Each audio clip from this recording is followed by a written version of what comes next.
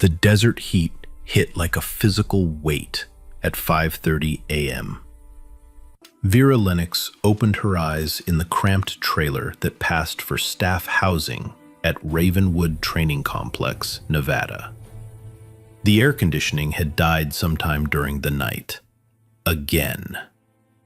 She didn't move immediately, just stared at the ceiling, letting the familiar ritual begin. On the nightstand beside her pillow sat a device that looked like it belonged in a museum. APDA,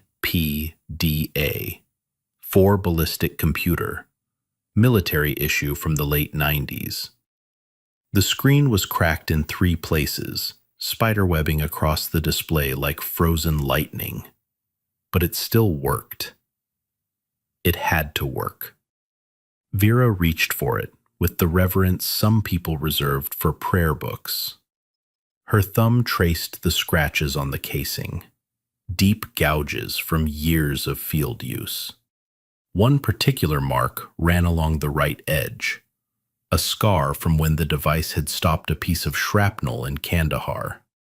The shrapnel hadn't been meant for the computer. It had been meant for the man carrying it, Master Sergeant Garrett Lennox. Her uncle, her teacher, her ghost. Vera whispered to the empty room, her voice rough from sleep. Day 183, Uncle Garrett. Still looking for answers. She powered on the device. The screen flickered, protested, then stabilized. The last calculations still displayed. Range, 2,400 meters. Wind, variable, 6 to 8 miles per hour. Temperature, 68 degrees. The data from her last training session with Garrett, 5 years ago, frozen in digital amber. The memory came without invitation. Arizona, Black Ridge Plateau. Rain falling in sheets, turning the red earth to mud. A crowd of maybe 40 people, most of them locals, who'd known Garrett as the quiet man who could drop a coyote at distances that seemed impossible. The funeral had been simple. Anything elaborate would have felt wrong. Vera had stood at the graveside, 25 years old, and holding this same cracked PDA, while the minister spoke words that meant nothing. Hunting accident, they'd called it. A tragic mishap. Garrett Lennox, age 60, deceased from a single gunshot wound while tracking elk in the backcountry. But Vera had seen the ballistic reports. She'd studied the angles. She'd done the math. The shot that killed her uncle had come from 2,800 meters away. Minimum. You don't make that shot by accident. You don't make that shot unless you're one of the best snipers alive. And you certainly don't make it while hunting elk. Vera closed her eyes in the trailer, letting the memory fade. 5 years. 5 years of questions with no answers. 5 years of a grief so deep it had hollowed her out and rebuilt her into something harder. She set the PDA down carefully and rose from the narrow bunk. The trailer was a box, 80 square feet of metal and regret, a hot plate that barely worked, a mini fridge that hummed like it was dying, a closet that couldn't fit a week's worth of clothes. This was what 6 months of wages as a maintenance worker could afford. But Vera wasn't here for comfort. She pulled on her work uniform, faded tan cargo pants, a gray shirt with Ravenwood Facilities stenciled across the back, steel-toed boots that had seen better decades. The outfit made her invisible. Just another support staff member. Just another nobody keeping the base functional while the real soldiers did the real work. Perfect. Vera caught her reflection in the small mirror above the sink. 30 years old, dark blonde hair pulled back tight, gray eyes that people said were intense until she learned to soften them, to look away, to become forgettable. A face that could be pretty if she let it, but pretty drew attention. Pretty asked questions. Invisible was better. She grabbed the PDA, slipped it into her cargo pocket, and stepped out into the Nevada dawn. The walk to the main range took 12 minutes. Vera had timed it on her first day. She'd timed everything, mapped every building, noted every security camera, memorized every face, every name, every rank. Garrett had taught her that. A good sniper knows the terrain. A great sniper becomes the terrain. Ravenwood Training Complex sprawled across 40,000 acres of desert. The main sniper range sat on the eastern edge, backed by a series of ridges that created natural backstops for extreme long-range work. The facility was legendary. Every branch of military service sent people here. Marines, Army, Special Forces, even some CIA contractors, though nobody talked about them. Garrett had served here from 1996 to 2004. 8 years. The best years of his military career, he'd told her. The place where he'd gone from good to legendary. Silent Wind, they'd called him, because you never heard the shot coming. Vera reached the range equipment shed at 6:15 a.m. The door was already unlocked. Third shift security made their rounds at 6, which meant she had exactly 45 minutes before the day shift supervisor showed up. Inside, the shed smelled like gun oil and desert dust. Racks of cleaning supplies, bins of ear protection, stacks of target frames, and in the back corner, behind a wall of shelving, the brass casing collection area. Spent shell casings, hundreds of pounds of them. After training sessions, someone had to police the range, pick up every single piece of brass, sort it by caliber, prep it for recycling or reloading. That someone was usually Vera. She grabbed a collection bucket and a pair of work gloves. The gloves had holes in 3 fingers. She'd requested new ones twice. The requests had been ignored. Maintenance workers ranked somewhere below the janitorial staff in the base hierarchy. Also perfect. Vera walked onto Range 7, the primary long-distance course. The morning sun was just starting to paint the ridge lines orange and gold. Beautiful, if you had time for beauty. She didn't. Her eyes went immediately to the firing line. Already set up from yesterday's session. 3 shooting positions, sandbags, rifle rests, and in the center position, secured in a precision mount, a weapon that made Vera's heart skip. A Barrett MRAD. Multi-role adaptive design, chambered in .375 Chi-Tac. The rifle was almost 4 feet long and weighed close to 15 pounds empty. Matte black finish, folding stock, suppressor already attached. The kind of weapon that cost more than Vera made in a year. But that wasn't why her hands trembled as she set down the bucket. She'd seen this exact rifle before. Not one like it, this one, specifically. Vera's eyes tracked to the serial number stamped on the receiver. She'd memorized it 6 days ago when she'd first noticed the rifle in the armory during a routine cleaning assignment. MRAD 7742196. The last 3 digits, 196. The year Garrett had been born. This had been his rifle, his personal weapon during his time at Ravenwood. Vera knew because she'd found references to it in his journals. The 196, he'd called it, his lucky number. But when Garrett had retired in 2004, he was supposed to have turned in all issued equipment. Vera had assumed he'd complied. He'd always followed regulations to the letter, except, apparently, for this. 2 years ago, after Garrett's death, someone must have found the rifle among his effects, returned it to base inventory, and now here it sat, being used by people who had no idea whose hands had first zeroed that scope. Vera forced herself to look away, to breathe, to remember why she was here. She knelt and began collecting brass casings. The work was mindless, repetitive. Her hands moved on autopilot, dropping spent .308 rounds into the bucket with soft, metallic plinks. But her mind was elsewhere. 3 years ago, she'd begun her own investigation into Garrett's death, following leads the police had ignored. The ballistic reports didn't match. The angle was wrong. The distance impossible for a hunting accident.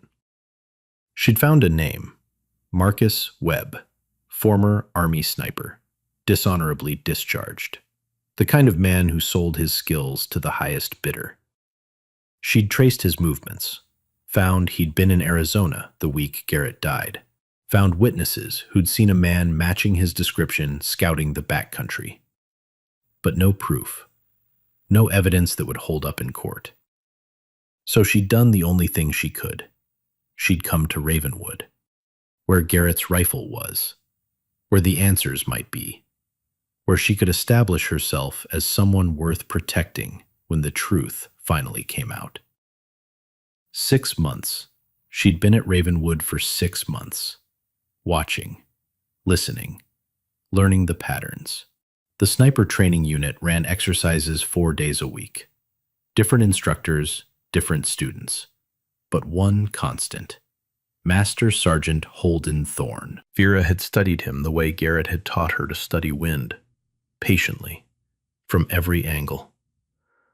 Thorne was 38, career military, 15 years in special operations before rotating to instructor duty. By all accounts, he was exceptional. Consistently accurate out to 1,800 meters. Technically proficient, demanding of his students, and arrogant in a way that made Vera's teeth ache. She'd watched him humiliate a private 2 weeks ago for missing a 600-meter shot. Watched him mock a corporal's question about wind compensation. Watched him strut through the base like he was doing everyone a favor by sharing his presence.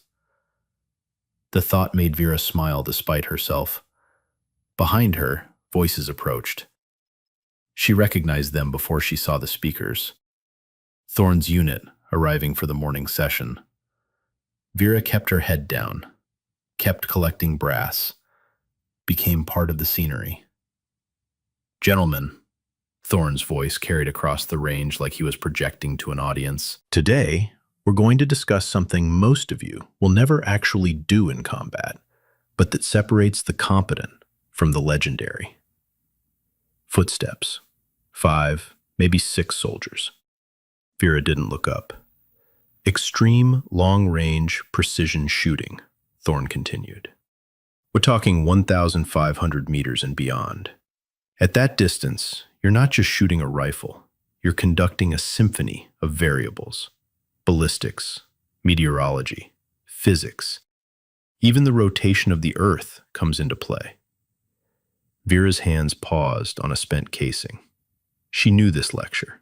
She'd heard variations of it 3 times in the past month. Thorne was moving toward the Barrett now.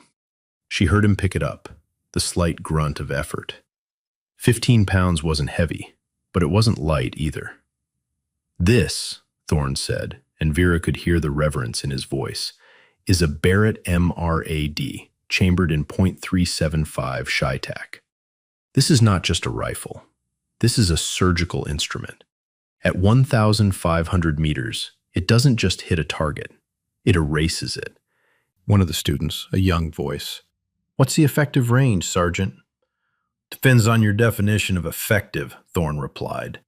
"But in the right hands, with the right ammunition, you can expect consistent accuracy out to 2,000 meters. Beyond that, you're dealing with so many variables that even the best shooters in the world are fighting probability." Another voice, older. "What about the record, Sergeant? The longest confirmed kill?" Thorne's answer was immediate. He'd been waiting for this question. "The current record is 3,540 meters. A British sniper in Afghanistan, 2009. Craig Harrison. 2 consecutive shots. 2 Taliban machine gunners. Distance, just over 2 miles. Vera's jaw clenched. She knew the shot, knew the conditions, knew that Harrison had been using an L115A3 rifle in .338 Lapua Magnum, not a Chi-Tac. knew that the shot had taken 9 seconds of bullet flight time and had been helped by a significant tailwind. She also knew Garrett had made a 3,200-meter shot in 1996 that had never been officially recorded. The bullet time at that distance, Thorne continued, is somewhere between 6 and 7 seconds. Think about that. You squeeze the trigger, and 7 seconds later, the target drops. In those 7 seconds, you have to account for wind speed at multiple altitudes, temperature gradients, humidity, air density, the Coriolis effect. A new voice, skeptical. Coriolis effect? The rotation of the Earth, Thorne explained, and Vera heard the smile in his voice. He loved this part. At extreme range, the Earth literally rotates beneath the bullet during flight. You have to compensate for that. We're talking inches of drift. But inches matter when your target is the size of a dinner plate 2 miles away. Silence. The students were impressed. Vera could practically feel their awe radiating across the range. Now, Thorne said, I know what you're thinking. Can I do that? Can I make a shot like Harrison's? Vera risked a glance up. Thorne stood at the firing line, Barrett cradled in his arms like a trophy. His students formed a semicircle around him, 6 of them, all male, all staring at him with expressions that mixed respect and envy. Private Beckett, the youngest, spoke up. Have you ever attempted a shot like that, Sergeant? Anything close to the record? Thorne's smile was visible from 30 feet away. My personal best is 1,800 meters, clean kill on a simulated target.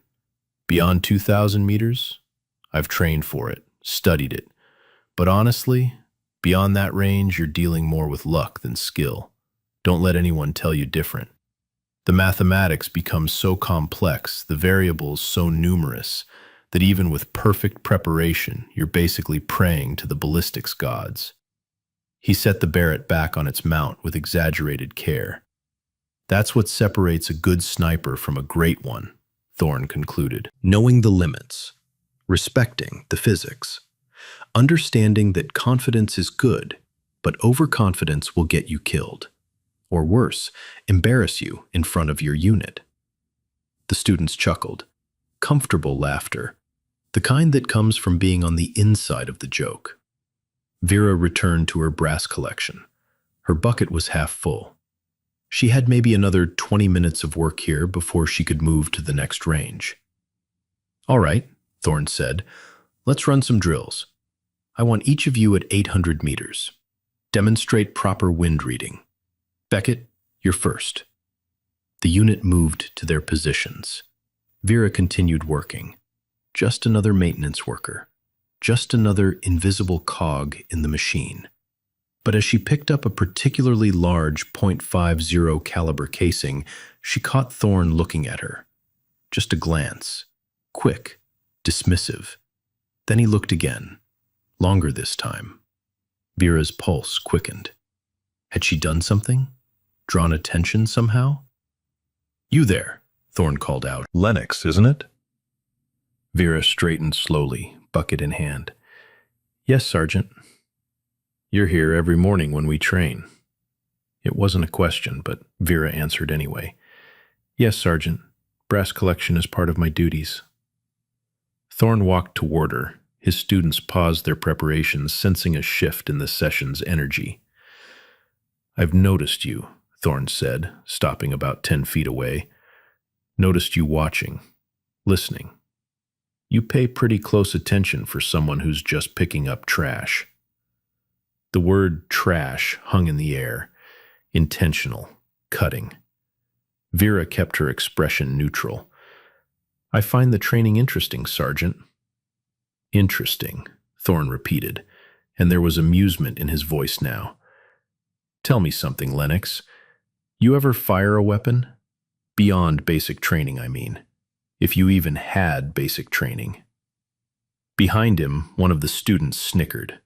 Specialist Landry Pierce, the unit's designated marksman, shifted uncomfortably but said nothing. I've done some shooting, Vera replied evenly. The answer seemed to delight Thorne. Some shooting. Listen to that, boys. She's done some shooting. He turned back to his unit, playing to the audience now. Let me guess, Lennox. Couple hours at a civilian range? Maybe you qualified on a 9mm during basic. Popped off a few rounds at paper targets from, what, 300 meters? More laughter. Louder this time. Corporal Bowen Fletcher, a stocky man from Texas, grinned wide. Hell, Sergeant, I bet she couldn't hit a barn door at 500 meters. Vera said nothing. Just stood there, bucket in hand, face carefully blank. But inside, something was shifting, a calculation forming.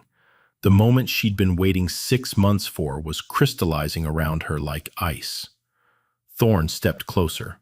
It's okay, Lennox. No shame in being support staff. Lord knows we need people to keep the ranges clean. But maybe, he gestured at the Barrett, at the complex equipment, at the entire world of precision shooting.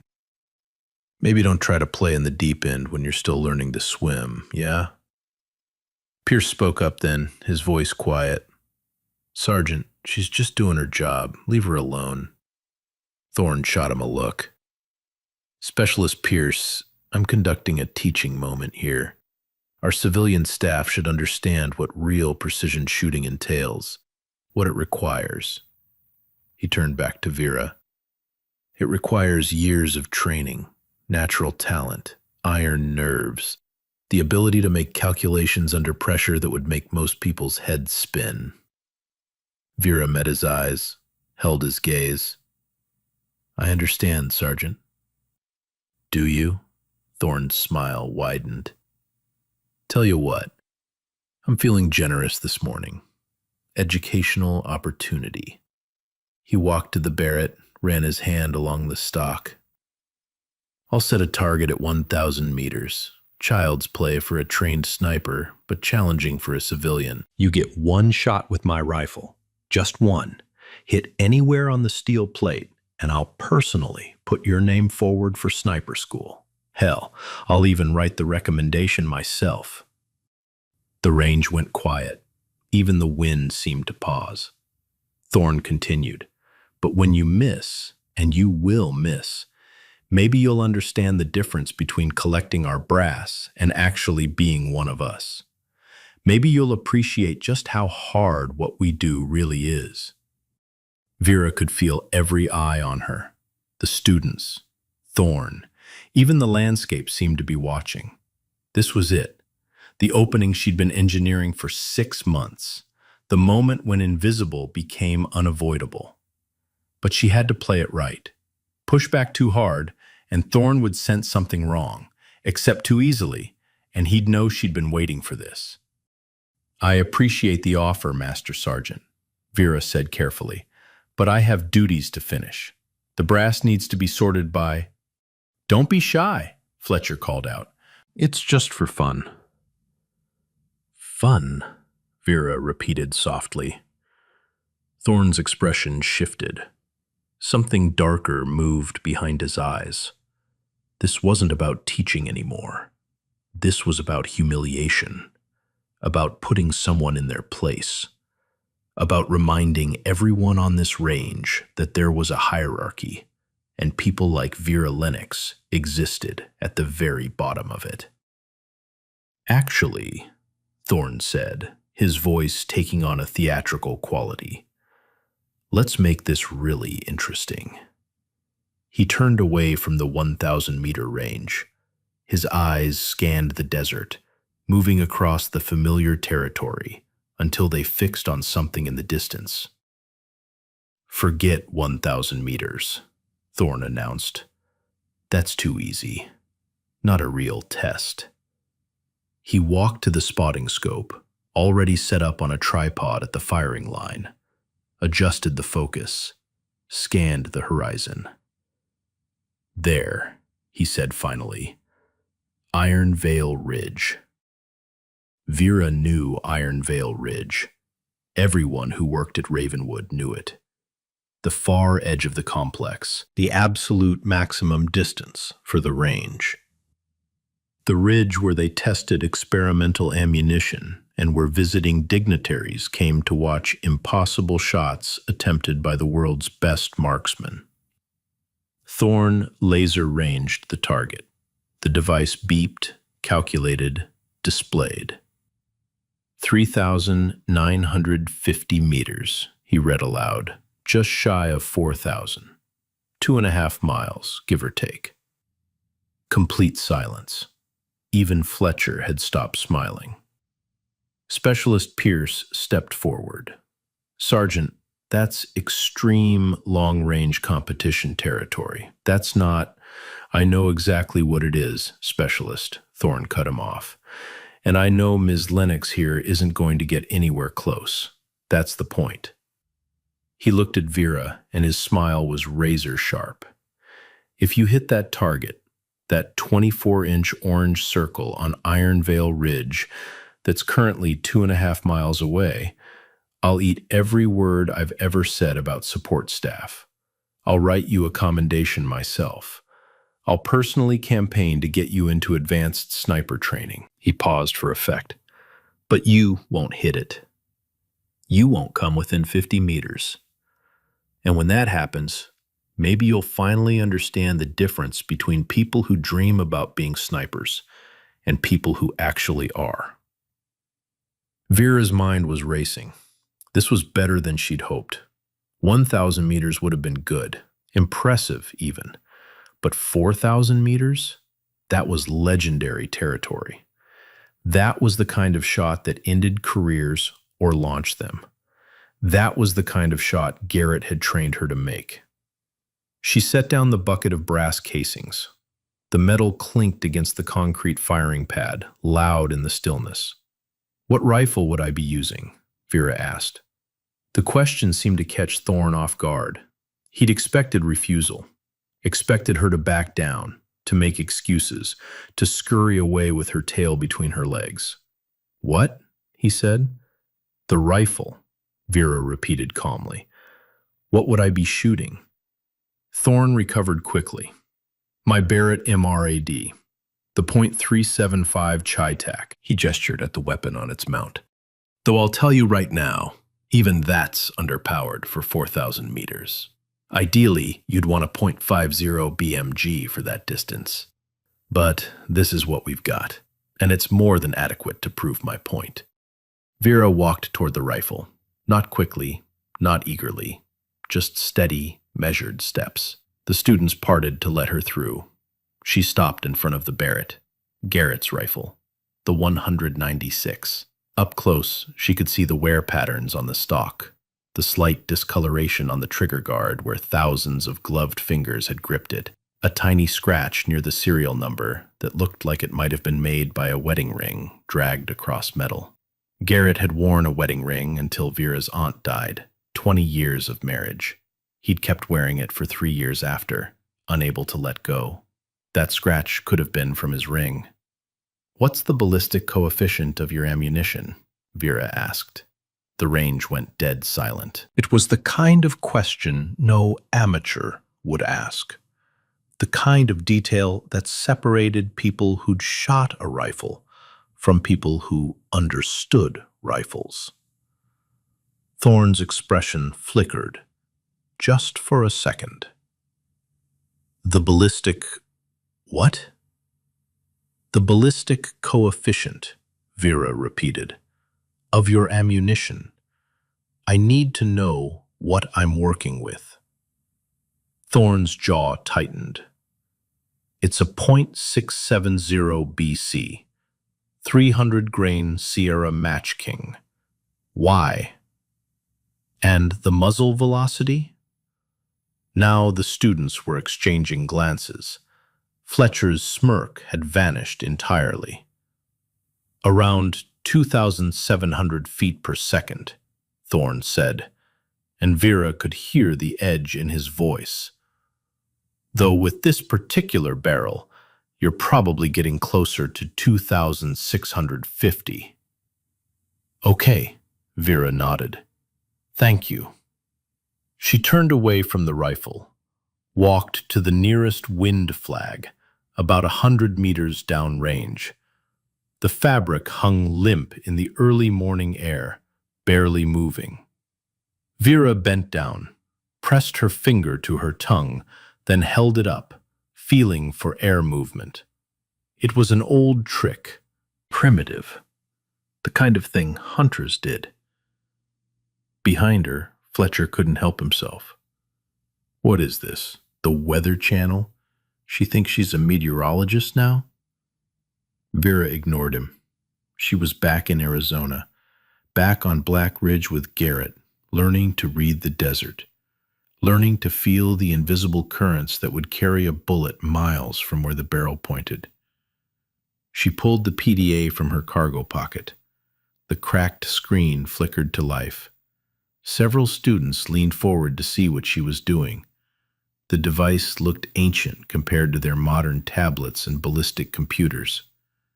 "Where'd you get that relic?" Beckett asked, not unkindly, just curious. "It was my uncle's," Vera said simply. Her fingers moved across the interface, muscle memory from 1,000 practice sessions. Distance, altitude, temperature, humidity, wind speed, wind direction. The numbers began to populate. The PDA processed, calculated, cross-referenced decades of ballistic data stored in its memory. Thorne moved closer, watching over her shoulder. "You can't be serious. You're actually going to—" "Just trying to understand the setup," Vera said quietly. Her eyes tracked across the desert, reading it in layers. The wind here at the firing line was calm, maybe 3 miles per hour from the northeast. But that would change. At 1,000 meters, the terrain dipped into a shallow valley where thermals would rise. At 2,000 meters, the range crossed an area of exposed rock that would create turbulence. At 3,000 meters and beyond, the approach to Iron Veil Ridge funneled wind from the northwest. She heard Garrett's teaching echo in her mind. "The desert breathes, Vera. Morning and evening she inhales and exhales. You shoot during the breath, not against it." Distance, 3,950 meters. Bullet flight time, approximately 7.2 seconds. Drop, 48 feet vertical. Wind drift. She ran the calculations 3 times. 9 meters left. Maybe 10 if the crosswind at 2,500 meters was stronger than the flags indicated. Elevation adjustment, 34 MOA, possibly 35 to account for thermal rise as the morning heated up. "You actually know how to use that thing," Thorne said, and it wasn't quite a question, more like an accusation. "My uncle taught me," Vera replied. She flipped open a small notebook she kept in her other pocket, stained, dog-eared, filled with Garrett's handwriting, ballistic tables, wind formulas, atmospheric corrections. She cross-referenced the PDA's solution against Garrett's notes. They matched within half an MOA. Specialist Pierce was watching her, with an expression that had moved from pity to something else. Respect, maybe, or concern.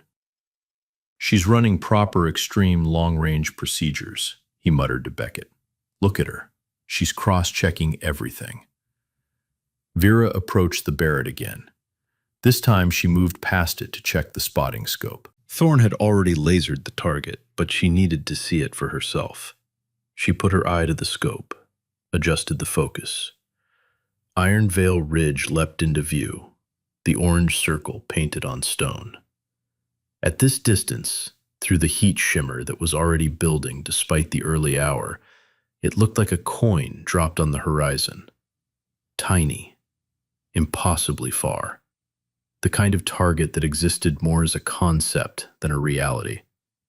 "Can you even see it?" Fletcher asked, and there was less mockery in his voice now, more genuine curiosity. "Barely," Vera admitted. She stepped back from the spotting scope, moved to the rifle. Garrett's rifle. She had touched this weapon exactly once before.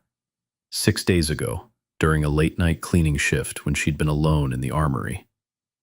She'd lifted it from its rack, felt the weight, checked the action, verified the serial number, and she'd made a decision. If the universe was going to put Garrett's rifle in her hands, she was going to use it the way he'd taught her. "All right, Lennox," Thorne said. His voice had lost some of its theatrical quality. He was watching her now with something closer to wariness. "You've done your homework. You've run your numbers.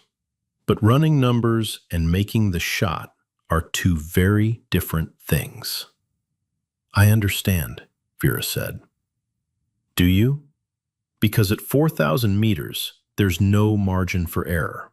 A quarter MOA mistake at the muzzle becomes feet of error at the target. A 1 mile per hour wind call error, that's meters of drift. This isn't like shooting paper targets at a civilian range.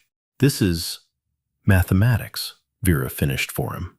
"It's mathematics, Sergeant. The rifle doesn't care who's holding it. The bullet only listens to numbers." The words came out before she could stop them, similar to what Garrett used to say, spoken in her voice. Thorne stared at her, really looked at her, maybe for the first time since she'd started working at Ravenwood. "Who are you?" he asked quietly. "I'm Vera Lennox," she replied, "and I'm ready to take the shot whenever you are." Vera lowered herself behind the Barrett MRAD with movements that felt rehearsed in her bones. The rifle stock settled against her shoulder like an old friend returning. She adjusted the bipod legs, extended the rear monopod, found her natural point of aim. Muscle memory from 18 years of training took over. Her left hand supported the stock, her right hand wrapped around the pistol grip, index finger resting along the trigger guard. Not on the trigger. Not yet. That would come later. Much later. Through the scope, the world compressed into a narrow tunnel of magnified desert. The orange target circle on Iron Vale Ridge shimmered in the heat mirage, dancing like a ghost. At 25 power magnification, it should have looked larger. Instead, it looked impossibly far away. Because it was impossibly far away. Vera's breathing settled into a rhythm. Slow, controlled. The lesson returned to her. At extreme range, Garrett had taught her, half a heartbeat can throw the shot. Your pulse moves the rifle. Your breath moves the rifle. Everything moves the rifle. So you become still, perfectly still. You become part of the desert. Behind her, she heard Thorne move to the spotting scope, heard the students shuffle into position, heard Fletcher mutter something under his breath that might have been a prayer or a curse. But those sounds were already fading. Vera was descending into the zone. That quiet place inside where nothing existed except the rifle, the target, and the invisible mathematics connecting them. She closed her eyes. Just for 3 seconds. A mental reset. When she opened them again, the crosshairs settled naturally on the target. Not forced. Not fighting. Just there, hovering over the orange circle that represented either vindication or humiliation. "Wind check," Vera murmured to herself. She couldn't take her eye from the scope now, but her peripheral vision caught the flags. The one at 500 meters hung limp, no movement. The one at 1,000 meters showed slight flutter, maybe 2 miles per hour from the east. The mirage through the scope told a different story. At 1,500 meters, heat waves boiled upward in thick columns. Thermal rise. The desert heating up as the sun climbed higher. That would push the bullet up slightly. She'd need to compensate. At 2,000 meters, the mirage shifted. Horizontal movement. Crosswind from the right. Not strong. 4 miles per hour, maybe 5. but enough to matter across the next 1,000 meters. Beyond that, she was reading ghosts. The air too turbulent, the distance too great to see individual wind patterns.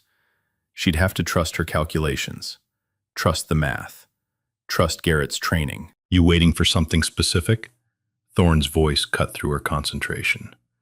Not mocking anymore, just curious. Yes, Sergeant, Vera replied without moving. The wind. The wind's calm. Here it's calm. At 2,500 meters, there's a crosswind. I'm waiting for it to settle. Silence behind her. Then Pierce's voice, quiet with understanding. She's reading the full wind line, not just the flags we can see. That's... Beckett started, then stopped. That's advanced wind reading. That's competition level stuff. Vera didn't respond. Couldn't respond. She was counting now. Timing the pattern she'd noticed over the past 6 months of watching this range every morning. The Nevada desert had a rhythm. Wind would gust for 40 seconds, then calm for 30. Gust, calm. Gust, calm. Like breathing. She'd timed it with Garrett's old watch, documented it in her notebook, verified it against weather data. The pattern held with remarkable consistency between 6 and 8 in the morning. Gust.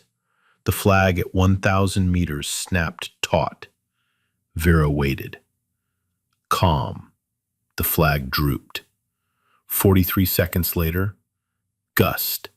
Flag up again. Calm. Flag down. 31 seconds that time. Close enough. Next calm window. That would be her moment.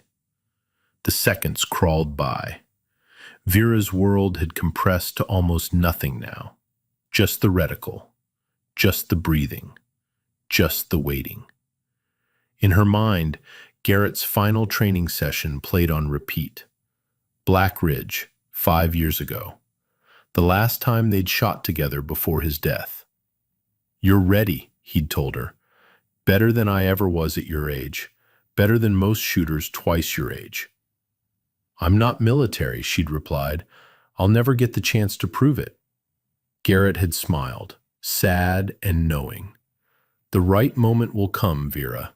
It always does. And when it does, you remember. The rifle doesn't care about your credentials. It only cares if you respect the craft. The wind flag at 1,000 meters began to droop. Vera's breathing shallowed. Preparing. The flag went limp. Now. She drew a full breath, filled her lungs completely, oxygenating for the final sequence. Let half out. Held at the natural respiratory pause, that perfect moment between breaths where the body settles, where the heartbeat slows, where stillness becomes possible. The crosshairs centered on the orange dot. Perfectly stable now. No movement, no shake. Just the faint shimmer of heat mirage making the target dance. Vera's finger moved from the trigger guard to the trigger itself. First stage of the 2-stage trigger took up slack. No pressure yet, just contact. Her heartbeat thudded in her ears. Slow, steady. She waited for the pause between beats. Thump, pause. Thump, pause. On the next pause, she began applying pressure. Smooth, gradual, increasing, not pulling, not jerking, just steady, inevitable pressure. 1 pound, 2 pounds. The world narrowed to the size of a quarter. Everything outside that orange circle ceased to exist. 3 pounds. She heard Garrett's teaching. You don't fire the rifle. You let the rifle fire itself. 3¼ pounds. The trigger broke. The Barrett roared. Sound and fury erupted around Vera. The concussion slammed into her ears despite the suppressor. Recoil hammered her shoulder with 14,000 pounds of chamber pressure transformed into kinetic energy. The rifle bucked, lifted, settled.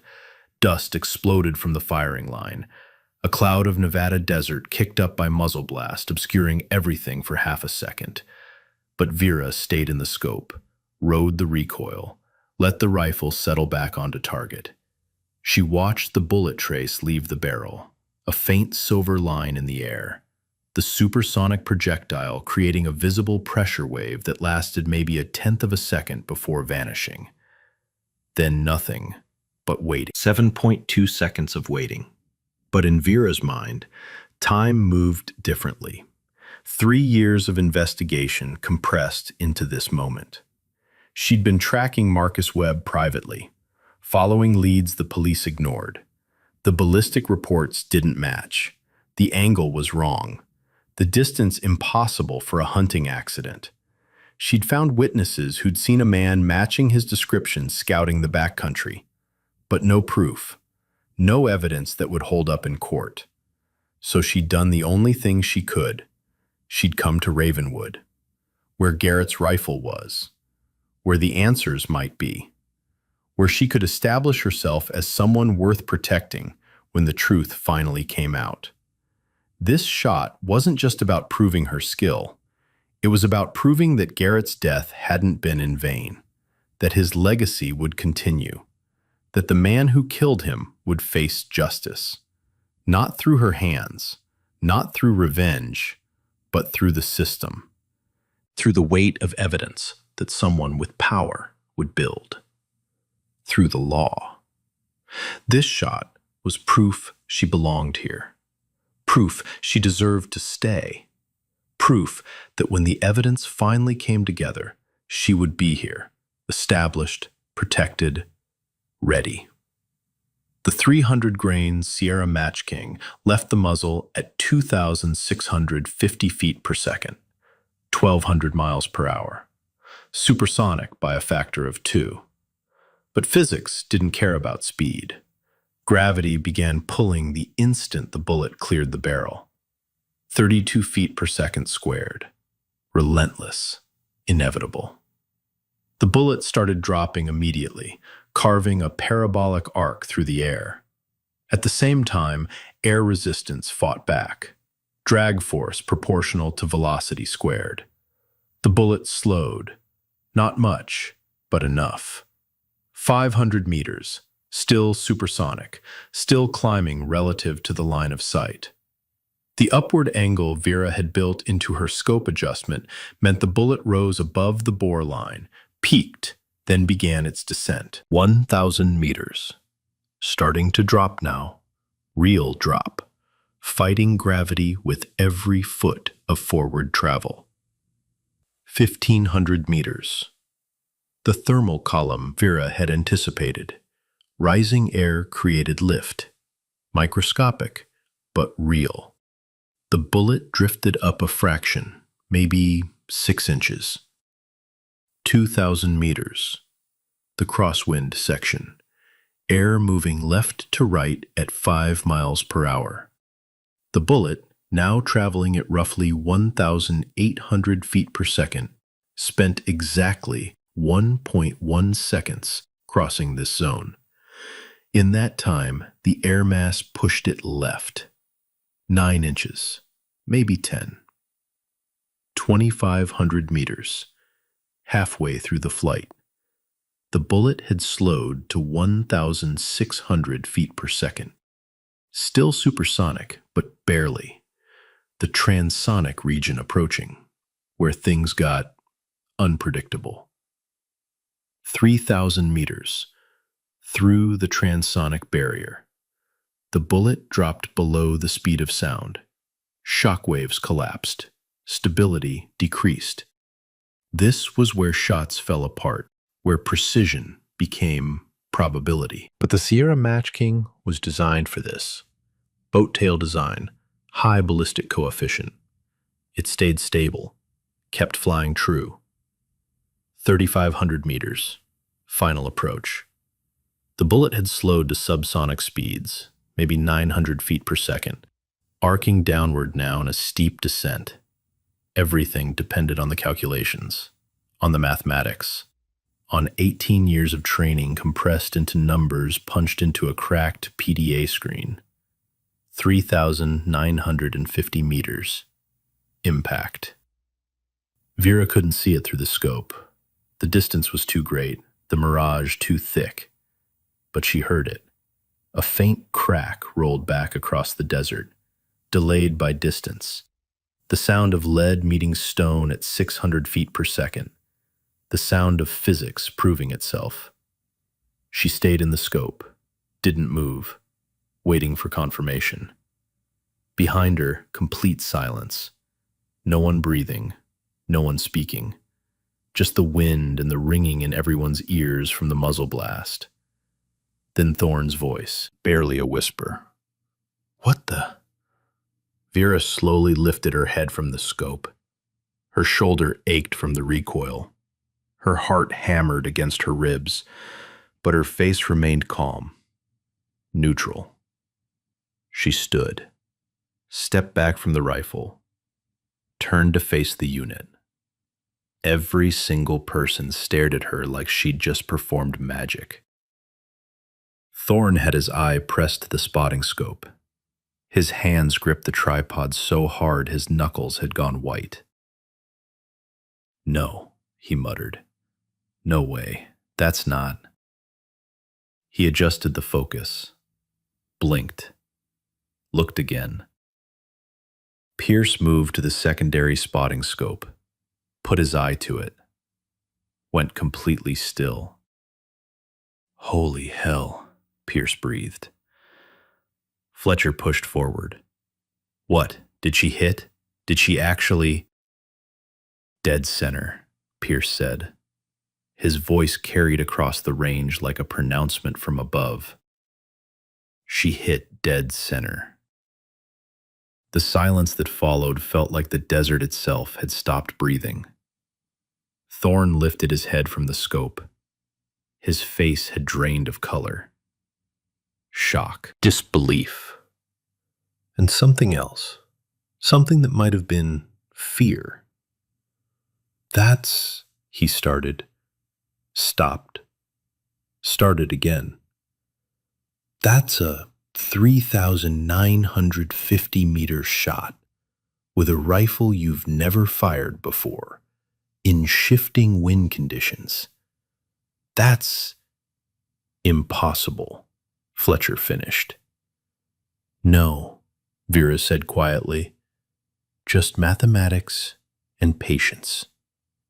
She walked to the spotting scope. Thorne stepped aside automatically, still processing what he'd just witnessed. Vera put her eye to the scope. Iron Veil Ridge jumped into focus. The orange circle, 24 inches in diameter, painted on sun-bleached stone. And in the exact center, a fresh impact crater. The bullet had struck maybe 2 inches from perfect center, close enough that at this distance, it might as well have been bullseye. Stone chips scattered around the impact point. The lead core had fragmented on contact, leaving a gray smear across the orange paint. A perfect hit. Vera stepped back from the scope, looked at Thorne. "I figured actions would speak louder than words," she said, when the right moment came. Thorne opened his mouth, closed it, opened it again. No words came out. The sound of a vehicle approaching broke the tableau. Everyone turned. A black Suburban rolled up to the range. Government plates, officer transport. The driver's door opened. A man in his mid-50s stepped out. Silver hair cut military short. Uniform crisp despite the desert heat. Eagles on his collar. Colonel. Vera recognized him from base orientation 6 months ago. Colonel Quinlan Rourke, installation commander, the man who ran Ravenwood. Thorne snapped to attention. "Colonel, on deck!" The student scrambled into formation. Parade rest, eyes forward. Rourke walked onto the range with the easy confidence of someone who'd spent 40 years in uniform. His eyes swept the scene. The rifle, the spotting scope, the soldiers at attention.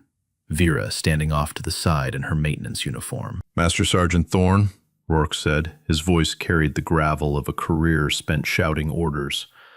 Mind telling me what's happening on my range this morning? Sir, Thorne struggled for words. We were conducting a demonstration, sir. A demonstration, Rourke repeated. His eyes found Vera, studied her for a long moment. And does this demonstration involve my civilian maintenance staff? Yes, sir. Ms. Lennox was... She made a shot, sir. A shot, Rourke said. He walked to the spotting scope, bent to look through it without asking permission. The privilege of rank. He was quiet for maybe 10 seconds. When he straightened, his expression had changed. The casual command presence had been replaced by something sharper, more focused. Someone want to tell me the range to that target? 3,950 meters, sir, Pierce answered. Just under 4,000. Rourke looked at the Barrett MRAD, then at Vera. And Miss Lennox here made that shot? Yes, sir, Thorne said. His voice had gone hoarse. Dead center, sir. First round. Rourke's eyebrows rose, just slightly. First round, at 4,000 meters, with equipment she's unfamiliar with. I wouldn't say completely unfamiliar, sir, Vera said quietly. Every head swiveled toward her. You didn't speak to a colonel without being addressed first, especially not as a civilian, especially not as a maintenance worker. But Rourke just looked at her, patient, waiting. I've worked with similar systems before, Vera continued. I understand the platform. Similar systems, Rourke echoed. Where exactly did you gain experience with precision long-range rifle systems, Miss Lennox? My uncle taught me, sir. Your uncle. Rourke's expression shifted, something flickering behind his eyes. Would this uncle have a name? Vera met his gaze. Direct, unflinching. Garrett Lennox, sir, Master Sergeant. He served at Ravenwood from 1996 to 2004. The reaction was immediate. Rourke's entire demeanor changed. His eyes widened. His stance shifted. For just a moment, the colonel's mask slipped, revealing something underneath. Shock, recognition, and something else. Something that looked like he'd been waiting for this. Garrett Lennox, he repeated, and his voice had gone quiet. Silent Wind Lennox. Thorne looked between them. Sir, you knew him? Rourke said. I served with him, Sergeant. He was the finest sniper I ever had the privilege of working alongside. He turned back to Vera. Garrett Lennox was your uncle? Yes, sir. He trained you? From the time I was 12 until he died 5 years ago. Yes, sir. Rourke was quiet for a moment, processing. Then he walked to the Barrett MRAD, ran his hand along the receiver, found the serial number. MRAD 774-2196, he read aloud. Then, softer, the 196. This was Garrett's personal rifle. I know, sir, Vera said. How long have you known? 6 days, sir. I recognized the serial number during a cleaning rotation. Rourke looked at her with an expression that mixed respect and something that might have been sadness, and perhaps relief. And you've been here how long? 6 months, sir.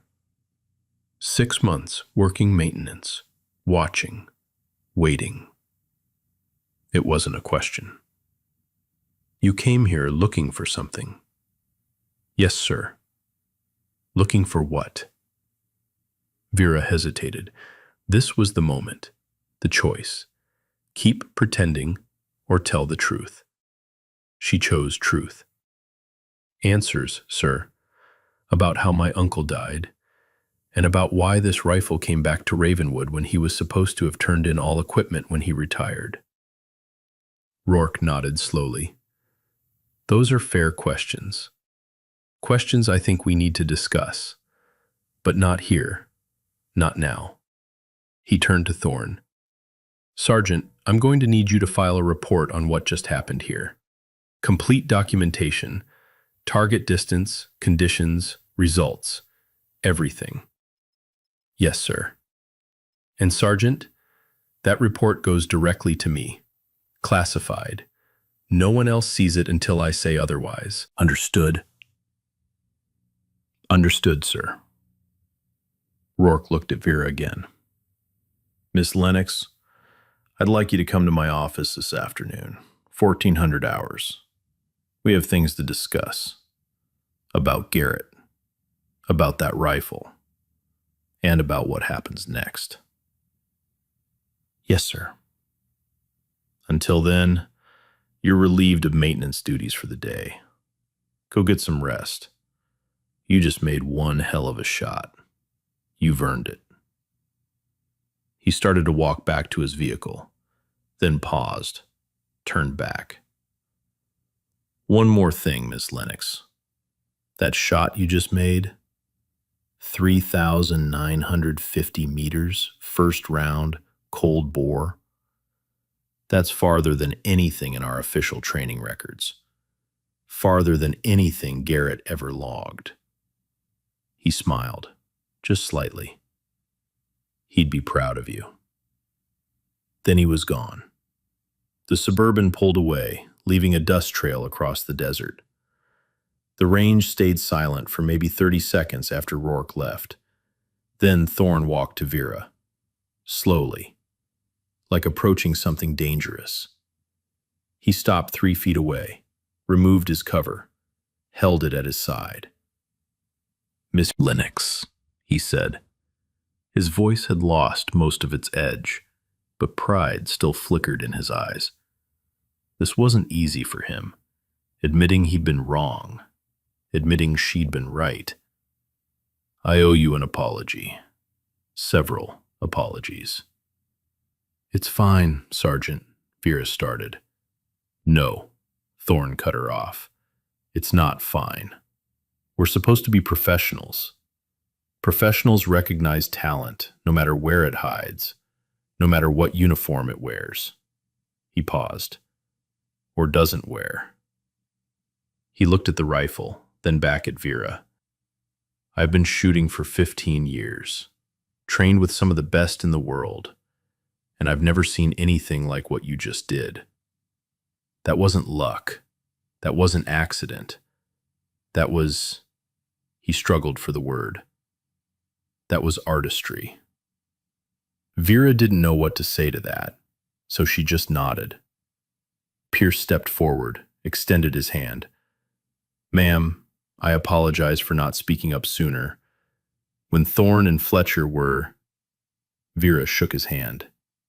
You were the only one who showed me respect. That matters. Fletcher approached last, the swagger completely gone. I'm sorry, ma'am, for what I said about the barn door and everything else. Apology accepted, Vera said simply. Beckett, the youngest private, looked like he wanted to say something but couldn't find the words. Finally, he managed, Can you teach us? Like, actually teach us how to do what you just did. Vera looked at the young faces staring at her, eager now, respectful, waiting. I can teach you what my uncle taught me, she said, but it's not magic. It's not talent. It's mathematics and patience and 18 years of practice. It's respecting the rifle and respecting the craft. We're willing to learn, Pierce said. Thorne nodded. Whatever the colonel decides, whatever happens next, I want to formally request that you work with our unit. As an instructor, as whatever you're willing to be, we need what you know. Vera looked at Garrett's rifle, The 196. The weapon that had traveled from her uncle's hands to hers across decades and death. "I'll think about it," she said. But she already knew the answer. She'd come to Ravenwood looking for answers about Garrett's death. She'd found those answers weren't going to be simple, weren't going to be in a file somewhere. They were going to be in the work, in the teaching, in carrying forward what Garrett had spent his life building. She'd made the impossible shot. Now came the harder part, living up to it. 3 days had passed since the shot heard across Ravenwood. Vera sat in Colonel Rourke's outer office, waiting. The air conditioning hummed. A clock on the wall ticked toward 1400 hours. She'd arrived 10 minutes early. Old habit. Garrett had always said being on time meant being late. The office smelled like coffee and old paper. Filing cabinets lined one wall. Commendation plaques covered another. 40 years of military service condensed into polished brass and framed certificates. The door opened. Rourke's aide, a sharp-featured captain named Walsh, gestured her inside.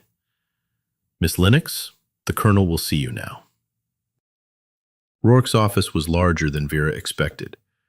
A desk that looked like it had survived multiple wars dominated the center. Behind it, floor-to-ceiling windows offered a view of the entire training complex. In the distance, Iron Vale Ridge shimmered in the afternoon heat. Rourke stood at those windows, hands clasped behind his back. He didn't turn when Vera entered. "Close the door, Miss Lennox." She did. The latch clicked with finality. "Sit." Vera took one of the two chairs facing the desk. Rourke remained at the window for another 10 seconds. Then he turned. His face looked older than it had 3 days ago. Tired. Like he'd been wrestling with something and losing. He moved to his desk, opened a drawer, pulled out a file folder, thick, worn at the edges. Classified markings stamped across the cover in faded red ink. "Garrett Lennox," Rourke said, setting the folder on the desk between them. "Master Sergeant, service record 1976 to 2004. 28 years, 3 combat deployments, 14 commendations, sniper instructor rating, advanced marksmanship specialist." He opened the folder. Pages upon pages of documents, service records, training reports, mission summaries. Official record says he retired in 2004. Honorable discharge, full benefits. Went home to Arizona to live out his remaining years in peace. Rourke looked up at Vera. "That's the official record. Want to know what really happened?" Vera's throat had gone dry. "Yes, sir." Rourke pulled a photograph from the folder, slid it across the desk. The image showed 2 men in desert camouflage, early 2000s judging by the equipment. One was clearly Garrett, younger but unmistakable. The other was Rourke, 30 years and several ranks ago. "Iraq, 2003, Rourke said. "Garrett and I were attached to a joint task force. Hunter-killer operations against high-value targets. Garrett was the best shot in theater, bar none." He pulled out another document, mission report, heavily redacted. "March 2004.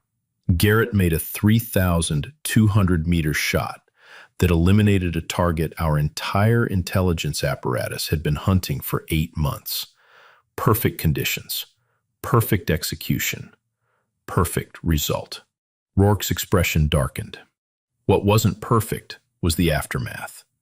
Turns out the target had family, connected family, people with resources and long memories. Within a month, Garrett started receiving threats, credible ones, photos of his home in Arizona, details about his daily routine, about you. Vera felt ice spread through her chest. "Me? You were 9 years old, living with Garrett after your parents died. The threats made it clear you were a target too." Rourke closed the folder. "Garrett came to me, said he needed to disappear. Get out before something happened to you. I pulled strings, arranged an early retirement, made sure he left with enough equipment to protect himself if necessary. The rifle, Vera said quietly. The rifle, Rourke confirmed. Off the books, officially turned in, actually in Garrett's hands. He stood, walked back to the windows. For 20 years, I thought he'd stayed safe. Thought the early retirement had worked. Then 2 years ago, I got a call. Hunting accident in Arizona. Victim, Garrett Lennox. Vera's hands clenched in her lap. It wasn't an accident. I know, Rourke said. I saw the ballistic reports. You don't make a 2,800-meter shot by accident, and you don't make it while hunting elk. He turned to face her. Someone found him, Vera. After 20 years, someone finally found him. And they made sure the shot looked professional enough that anyone with real knowledge would understand. This wasn't random. This was retribution. The words hit Vera like physical blows. Everything she'd suspected, everything she'd feared, confirmed. Do you know who? She asked. I do now, Rourke said. His name is Marcus Webb, former Army sniper. Served in the same theater as Garrett, same time period. They knew each other. Vera's breath caught. They knew each other? Not well, but Webb was in the unit that provided overwatch for the mission where Garrett made his 3,200-meter shot. The mission that put a target on Garrett's back. Rourke returned to his desk, pulled out another file, different from Garrett's. Newer, thicker in some places, redacted heavily in others. Webb was dishonorably discharged in 2006. Conduct violations. Specifically, he was caught selling classified information to private contractors. He pulled out a photograph. Vera forced herself to look. A man in his 50s, weathered face, cold eyes. The kind of eyes that had seen too much and felt too little. After his discharge, Webb went private. Mercenary work, protection details. And when the money was right, wet work. Assassinations, Vera said flatly. Yes. Rourke pulled out another document. We've been building the case for 6 months, ever since you arrived here, actually. Your presence gave me the leverage I needed to reopen the investigation without raising flags. He slid a ballistic report across the desk. This is from the rifle that killed Garrett. We recovered it 3 months ago during a raid on Webb's storage unit in Nevada. Ballistic match to the bullet that killed your uncle. 99.7% certainty. Vera stared at the report. Numbers. Data. Proof. Where is he now? Federal custody. Arrested 2 weeks ago. He's currently being held without bail pending trial. Rourke leaned back. We have ballistic evidence. Testimony from an intermediary who arranged the contract. Financial records showing payment from the family of the target Garrett eliminated in Iraq. Everything we need for conviction. Rourke slid one more document across. An arrest photo. Webb in federal custody, looking directly at the camera with dead eyes. He was hired by the family of the target Garrett eliminated. 20-year contract. They paid him to wait, to watch, to find the perfect moment. Vera stared at the photograph. This was the man, the one who'd taken Garrett from her. He'll spend the rest of his life in federal prison, Rourke said. No parole, no deals. Justice, Vera. Real justice. She should have felt satisfaction, relief, closure. Instead, she just felt tired. Thank you, sir, she said quietly. Rourke studied her. When the rifle showed up in our inventory 2 years ago, I knew you'd come eventually. Garrett talked about you constantly, his brilliant niece, his protege. I knew you wouldn't let his death go unanswered. So you've been waiting for me. For 6 months, I've watched you work maintenance, watched you observe the sniper training, watched you study that rifle every chance you got. He almost smiled. I was starting to wonder if you'd ever make your move. Thorne made it for me, Vera said. Sergeant Thorne did us both a favor, forced your hand, gave you a reason to demonstrate what Garrett taught you. Rourke sat down. That shot you made wasn't just impressive, Vera. It was a statement. It told me you're not here for revenge. You're here for something bigger. I want to finish what my uncle started, Vera said. I want to make sure his legacy means something. Rourke studied her for a long moment. Then he pulled out a new folder. This one, crisp, recent. I've been authorized to offer you a position. Civilian long-range shooting consultant. You'd work directly with our sniper training program. Help develop new curriculum based on Garrett's methods. Train the next generation. He slid a contract across the desk. The pay is better than maintenance work. You'd have access to all our facilities, all our equipment, and most importantly, you'd have protection, official protection. Anyone who came after Garrett's family would have to go through the full weight of the United States military to get to you. Vera picked up the contract, scanned the terms. The salary was triple what she made now. The position was permanent, civilian GS-12 equivalent. Benefits, security clearance, everything she needed to build something real. There's one condition, Rourke said. Vera looked up. You stop investigating Garrett's death. You let it go. Let me handle it through official channels.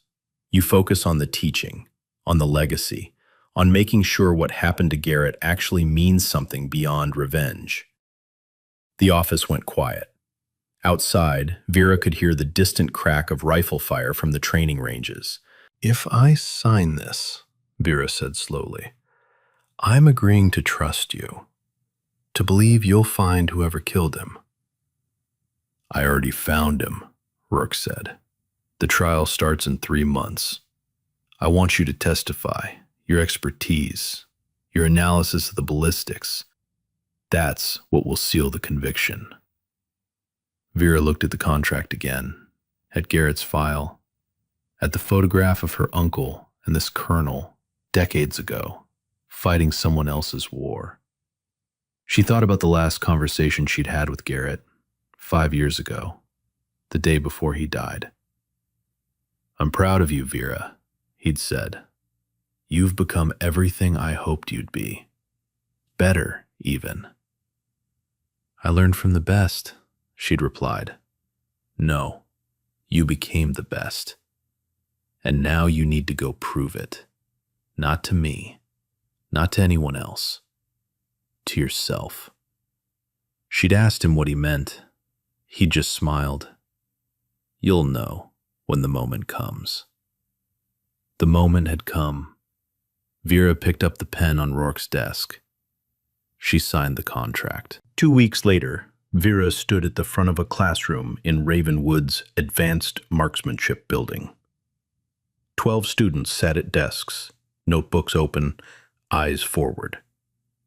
This was the first official session of what Rourke had authorized as the Lennox Protocol, a complete overhaul of extreme long-range training curriculum. The students were a mix. Thorne sat in the back row, his earlier arrogance replaced by something closer to humility. Though Vera noticed he still bristled when Fletcher asked better questions than he did. Old habits died hard. But he was trying. That's what mattered. Pierce and Fletcher sat together in the middle. Beckett in front, eager as always. The rest were specialists and corporals from other units. All volunteers. All here because word had spread about the civilian maintenance worker who'd made the impossible shot. Vera had spent the past 2 weeks preparing. Not just lesson plans and training schedules. She'd gone through Garrett's journals, his notes, his training philosophies. She'd distilled 28 years of his knowledge into a curriculum that balanced theory with practical application. On the wall behind her, she'd hung a photograph. Garrett at age 40, standing next to a rifle on a desert range. The same range where Vera had made her shot, the same rifle she'd used. My uncle believed, Vera began, that anyone could learn to shoot. But learning to shoot and becoming a sniper are completely different things. She clicked a remote. A slide appeared on the screen. Physics equations, ballistic coefficients, atmospheric models. Most people think sniping is about the gun, about having the best equipment, the most expensive scope, the most accurate ammunition. She paused. Those things help, but they're not what makes you dangerous. She clicked again. New slide. A photograph of wind flags. What makes you dangerous is understanding that every shot is a negotiation with physics. You're not fighting the target. You're collaborating with gravity, wind, temperature, air density, and a dozen other variables. You're finding the path of least resistance through space and time. Thorne raised his hand. Vera nodded at him. Ma'am, when you made your shot last week, you waited 16 minutes before firing. What exactly were you waiting for? The desert to breathe out, Vera said simply. Confused looks. She smiled. The desert has a rhythm. Morning thermals rise and fall in predictable cycles. I timed the pattern for 6 months. Every morning between 600 and 800, the wind gusts for 40 seconds, then calms for 30. I was waiting for the calm window when the crosswind at 2,500 meters would settle enough to let my calculations work. Pierce leaned forward. You timed the wind patterns for 6 months? Every morning, documented in a notebook, cross-referenced against weather data. Science isn't about single observations. It's about patterns, repetition, understanding systems. She clicked to the next slide. Garrett's wind reading technique. Detailed diagrams showing how to read mirage layers at different distances. This is what my uncle taught me when I was 12 years old, before I ever touched a rifle. He made me spend an entire summer just watching the desert, learning to see the invisible, the air currents, the heat rises, the way wind moves across terrain. For the next hour, Vera taught, not lecturing, engaging. She asked questions, drew students out, made them think through problems rather than memorizing solutions. When she demonstrated wind reading, she took them outside, made them wet their fingers and feel the air, made them watch flags at different distances, made them understand that shooting at extreme range wasn't about what you aimed at. It was about what happened to the bullet during the 7 seconds it spent flying. By the end of the session, every student had filled pages of notes. As they filed out, Thorne approached. Ma'am, I wanted to say thank you for giving us the chance to learn this, for not holding a grudge about how we treated you. Vera looked at him. Sergeant, my uncle spent his life teaching. He believed knowledge should be shared, not hoarded. I'm just continuing his work. Thorne nodded, hesitated. Can I ask you something personal? You can ask. That shot you made, the 4,000-meter shot, was that the farthest you've ever attempted? Vera considered the question. In training, I've gone to 2,400 meters. Nothing beyond that. Ravenwood was the first time I attempted anything past 3,000. Thorne's eyes widened. You made a shot 1,500 meters farther than anything you'd practiced? The mathematics worked. The conditions were right. And I had faith in my uncle's training. Thorne shook his head. That's either the bravest or the craziest thing I've ever heard. Maybe both, Vera admitted. 6 months passed. The Lennox Protocol became the new standard for extreme long-range training at Ravenwood. Students who completed the program showed dramatic improvements in accuracy and wind reading skills. Several went on to set new base records at distances previously thought impractical. Vera became a fixture at the ranges, no longer invisible, no longer dismissed. She was Dr. Death now, a nickname the students had given her with affection rather than fear.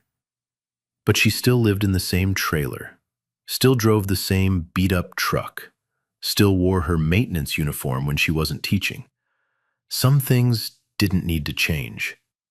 On a Friday morning in March, Vera received a call from Rourke. "It's done," he said simply. She didn't need to ask what. She'd been tracking the trial for 3 months, following every motion, every piece of evidence presented. She'd testified 2 weeks ago, explaining the ballistic evidence in detail that left no doubt this had been a professional hit. Verdict? Guilty on all counts. First-degree murder, conspiracy, interstate flight. The judge handed down life without parole. Federal supermax. He'll never see daylight again. Vera sat on the edge of her trailer bed, the same bed she'd been lying in when this all started, when she'd whispered to Garrett's ghost that she was still looking for answers. "Thank you, sir." "Thank you, Vera. Your testimony was what sealed it. The way you explained the ballistic evidence, the impossibility of the shot being accidental. The jury deliberated for less than 2 hours." After she hung up, Vera didn't feel triumph, didn't feel vindication. She felt quiet, settled, like a chapter had finally closed. Work called back an hour later. "There's something else," he said. "The Department of Defense is launching a new long-range training initiative, multi-service, multi-agency. They want Ravenwood to host it, and they want you to run it." He emailed her the proposal. "It's a big step up." More resources, more students, a real chance to spread what Garrett taught you across the entire military. What do you think? Vera looked at the proposal, at the scope of what they were offering. Then she looked at the photograph on her desk. Garrett and Rourke, decades ago, building something that mattered. "I think my uncle didn't die for revenge," Vera said. "He died because he made a choice to protect someone, to protect me. And the best way I can honor that is by protecting others, by teaching them to be better, to be safer, to come home." She looked at Rourke's number on her phone. "I'll do it." 1 year after the shot that changed everything, Ravenwood held its first graduation ceremony for the expanded Lennox Protocol program. 15 students stood at attention in dress uniforms, men and women, Marines, Army, Air Force, even 2 CIA contractors who officially didn't exist. Among them stood former Corporal Fletcher, now a certified extreme long-range specialist, Private Beckett, who'd set a new base record at 2,600 meters, Specialist Pierce, who'd been promoted to instructor and now taught alongside Vera. And in the back row, Sergeant Thorne, no longer the arrogant showman, now a dedicated instructor who'd relearned everything he thought he knew about precision shooting. Vera stood on the stage, looking out at the graduates. Behind her, a new memorial had been erected, a bronze plaque mounted on desert stone. In memory of Master Sergeant Garrett Lennox, Silent Wind, who believed warriors rise from anywhere, and who proved that the greatest weapon is knowledge shared. Colonel Rourke approached the podium. "These graduates," he announced, "represent a new standard in long-range precision. They've completed the most demanding training program in our arsenal. They've learned not just to shoot, but to think, to calculate, to respect the craft." He gestured to Vera. "They've learned from someone who learned from the best. And in doing so, they've become part of a legacy that will long outlive all of us." After the ceremony, after the handshakes and photographs, Vera drove to Arizona. Black Ridge Plateau looked exactly the same. Red earth, endless sky, the kind of silence that made you understand why her uncle had loved this place. She parked at the small cemetery on the edge of town, walked to Garrett's grave. The headstone was simple, name, dates, nothing fancy. Vera knelt, placed her consultant badge on the stone, placed a photograph next to it, the graduating class, 15 faces, 15 lives changed. "I kept my promise, Uncle Garrett," she said softly. "I didn't hide my light. I used it to light others." A breeze picked up, gentle, familiar, the kind Garrett had taught her to read when she was 12 years old. Behind her, footsteps approached. Vera turned. A young girl stood there, maybe 10 years old, bright eyes, confident stance. A man behind her, presumably her father. "Are you Vera Lennox?" the girl asked. "I am. My dad said you're the best sniper in the country. Is that true?" Vera smiled. "I'm not the best. I'm just someone who was lucky enough to learn from the best. Will you teach me someday?" The question hung in the desert air. Vera looked at the girl, saw herself at that age, saw Garrett teaching her to read wind, saw the unbroken line of knowledge passing from one generation to the next. "What's your name?" Vera asked. "Ainsley." "Ainsley, how about I teach you right now? First lesson is free." The girl's face lit up. Vera stood, led Ainsley away from the grave, toward the open desert. "See those heat waves?" Vera pointed at the horizon. "That's called mirage. It's caused by air at different temperatures mixing together. If you want to shoot accurately at long range, you need to learn to read it." "How?" "By watching, by being patient, by understanding that the invisible things are often the most important." Ainsley stared at the shimmering air with intense focus. Her father approached Vera. "Thank you for this." "Thank your daughter," Vera replied. "She's the one brave enough to ask." She watched Ainsley study the desert, learning to see what most people missed. Behind them, Garrett's grave stood quiet in the afternoon sun. But his legacy was walking, talking, learning, spreading. Vera had come to Ravenwood looking for answers about her uncle's death. She'd found something better. She'd found his life's work, and she'd made it her own. The bucket of brass casings she'd been collecting that morning 1 year ago still sat in the equipment shed, gathering dust, forgotten. But Vera would never forget the moment she set it down. The moment she stopped being invisible. The moment she proved that warriors don't need rank or recognition. They just need the courage to step forward when the moment demands it, and the skill to make the shot count. Wind swept across Black Ridge Plateau. Constant, patient, eternal. Just like the lessons Garrett had taught. Just like the legacy Vera would carry forward.